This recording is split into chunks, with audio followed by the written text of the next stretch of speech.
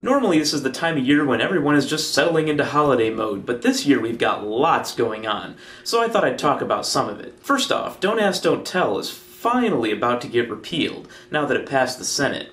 We actually had a few decent Republicans join Democrats and get it passed. In the process, John McCain lost the last bit of respect that I had for him. I know he felt like he had to sell his non-existent soul to the anti-intellectual wing of the Republican Party before, and I guess that's what being just another chameleon-like politician is all about. But he was just re-elected, and he's under no such pressure now, so I take his opposition to mean that this is his personal stand on the matter.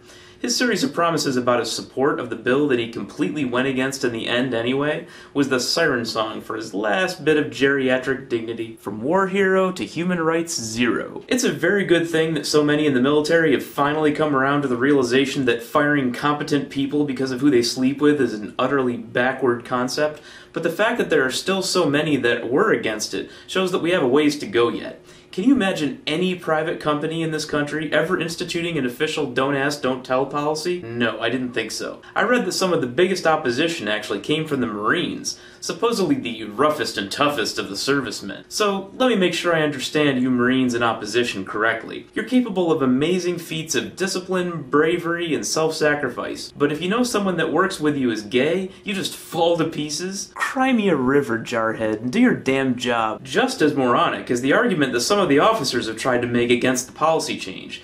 They say that this is the wrong time because we're in a war and it would be burdensome. It seems like war is the perfect time if it's something that will give them less work to do, like no longer having to enforce a stupid policy. What sense does that make that they're going to complain because they're given less to do during a war? It would be like me complaining that if I have 5 projects going on at work that I'm too busy to suddenly be allowed to drop one of those projects. Maybe it's just a math error, I don't know. 5 minus 1 is 4, not 6, okay? Speaking of math errors, did you hear about Obama passing the Bush tax cut extension? He apparently has no clue how to actually stand up for what's right and make Republicans look bad for not doing so, and so he's giving millionaires tax cuts along with the middle class, something that even Captain Orange Skin originally said he wouldn't push for.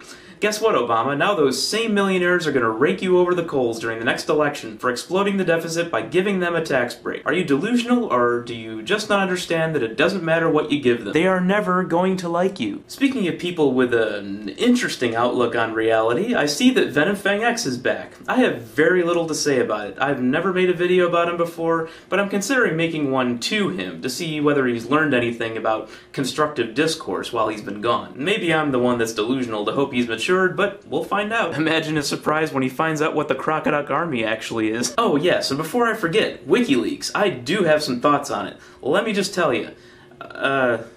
Well, you look at the time. Too late to talk about it, and it looks like the next available time to become the 8,000th YouTuber to talk about it is, never.